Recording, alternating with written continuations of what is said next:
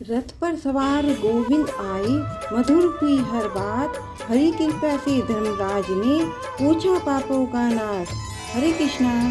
एकादशी की कथा से पहले मैं आपको श्री राधा रानी के एक अनन्य भक्त की दिव्य कथा सुनाने जा रही हूँ। और यह केवल एक कहानी नहीं बल्कि भक्ति, प्रेम और परम कृपा का अद्भुत प्रमाण है। श्री राधा नाम की महिमा अपरंपार है। जो उनके चरणों में श्रद्धा रखता है वह संसार के समस्त पापों से मुक्त हो जाता है। कलयुग में श्री राधा रानी की भक्ति सबसे सरल और शीघ्र फल देने वाली मानी गई है। स्वयं श्री कृष्ण भी कहते हैं कि जो मेरी आराध्य श्री जी का स्मरण करता है उसे किसी अन्य साधन की आवश्यकता नहीं रहती। राधा नाम जो सुमरे कटे पाप अपार, हरि चरण में लीन हो पाए सुख संसार। तो आइए आज की इस दिव्य कथा का श्रवण करें और अनुभव करें कि कैसे राधा रानी की भक्ति किसी भी पापी को पावन बना सकती है, किसी भी भक्त पर कृपा कर सकती है और किसी भी असंभव को संभव कर सकती है।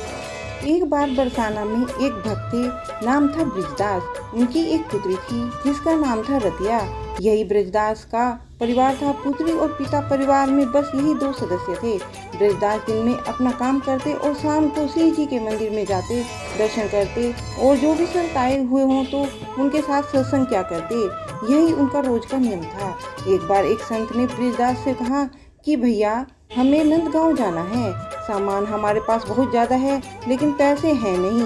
अगर पैसे होते तो हम सेवक कर लेते। क्या तुम हमें नंदगांव पहुंचा सकते हो? ब्रजदास ने सुना तो हाँ भर ली और ब्रजदास ने उन्हें संत महाराज से कहा कि महाराज, गर्मी का समय है, सुबह जल्दी जल्दी चलना ठीक रहेगा, जिससे मैं 10 बजे तक वापस आ जाऊंगा। संत ने भी यह कहा, ठीक है, मैं सुबह 4 बजे ही तैयार मिलूंगा।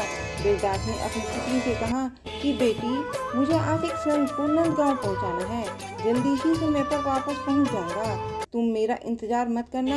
ब्रजदास सुबह 4 बजे राधे राधे करते नंगे पांव संत के पास गए और संत ने अपना सामान ब्रजदास को दिया और ठाकुर जी की पेटी और बर्तन स्वयं ने रख लिए। वे दोनों चले तो समय पर थे लेकिन संत महाराज को श्वास रोक था। जैसे ही थोड़ा आगे चलते उनकी सांस फूलने लगती, वे हाँफने लगते और फिर कुछ दूर चलते बैठ जाते। इस प्रकार नंदगांव पहुँचते पहुँचते ही कुल 11 बज गए। अब ब्रजदास ने नंदगांव पहुंचकर संत महाराज से वापस जाने की आज्ञा मांगी तो संत महाराज कहने लगे, भैया, इस समय तो बहुत अधिक गर्मी पड़ रही है और 11 बज रहे हैं। इतनी गर्मी में इस तरह तुम बिना कुछ खाए पिए वापस जाओगे तो तुम्हारे लिए मुश्किल हो जाएगी। कुछ जल पी लो, थोड़ा सा जलपान कर लो या फिर कुछ खा लो, फिर चले जाना। ब्रजदास जी हाथ जोड़कर कहने लगे कि बरसाने की विषभानु नंदिनी नंदगांव में ब्याही हुई है संत महाराज, इसलिए मैं यहाँ का जल भी नहीं पी सकता। बात सुनते ही संत महाराज की तो आंखों से आंसू बहने लगे। कितनी वर्ष पुरानी बात है, कितना गरीब आदमी है, लेकिन दिल तो देखो कितना ऊंचा है। ब्रजदास राधे रानी को अपनी पुत्री के समान मानते थे और पहले के लोग ऐसा विश्वास करते थे कि जिस घर में उन्होंने अपनी पुत्री का ब्याह कर दिया या जिस गांव में अपनी पुत्री को उन्होंने ब्याह दिया, उस घर का उस गांव का वे जल नहीं पी सकते थे। तो ब्रजदास जी कहने लगे कि मैं यहाँ का जल नहीं पी सकता। सुनते ही संत महाराज की आंखों से तो आंसू बहने लगे। ब्रजदास जी ने राधे राधे कहकर संत महाराज से विदा मांगी। अब वे वापस राधे राधे कहते हुए रवाना हो गए। ऊपर से सूरज की तपती हुई गर्मी, नीचे तपती हुई रेत और तपती हुई जमीन, भगवान को ब्रजदास पर दया आ गई और वे भक्त ब्रजदास के पीछे पीछे चलने लगे। एक पेड़ की छाया में ब्रजदास रुके तो मारे गर्मी, भूख और प्यास के वहीं मूर्छित होकर गिर पड़े। भगवान ने मूर्छा दूर करने का प्रयास किया लेकिन ब्रजदास की मूर्छा दूर नहीं हुई। भगवान ने विचार किया कि मैंने अजामिल, गीत, गजराज को तारा, द्रौपदी को संकट से बचाया, लेकिन इस भक्त के प्राण संकट में हैं, कोई उपाय नहीं लग रहा। ब्रजदास राधा रानी का भक्त है, वे ही इसके प्राणों की रक्षा कर सकते हैं, इसलिए क्यों न उनको ही बुलाया जाए। भगवान भरी दोपहरी में राधा रानी के पास महल में गए। राधा रानी ने इतनी गर्मी में प्रभु के आने का कारण पूछा। अब भगवान भी पूरे मुस्कुराने लगे और कहने लगे, राधे, तुम्हारे पिताजी बरसाना और नंदगांव की डगर में पड़े हैं, तुम ही चलकर उन्हें संभालो।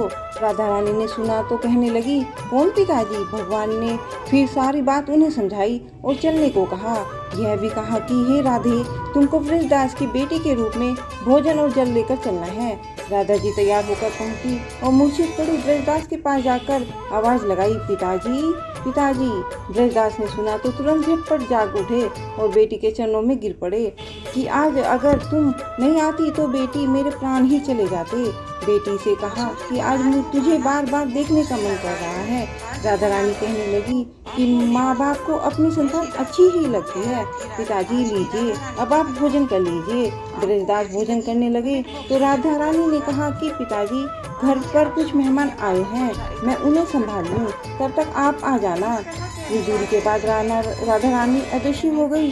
दरअसल राधा रानी ब्रजदास की भक्ति के चलते उन्हीं की पुत्री के स्वरूप में उनके पास पहुंची थी। मुझे बताइए, इस एकादशी का क्या नाम है तथा इसका व्रत कैसे किया जाता है? इस व्रत को करने से क्या फल मिलता है? कृपया करके आप यह विस्तार पूर्वक बताइए। अर्जुन की उत्सुकता को शांत करने के लिए भगवान श्री कृष्ण कहते हैं, हे पांडुपुत्र, अश्विन मास के शुक्ल पक्ष की एकादशी का नाम पापांकुशा एकादशी है।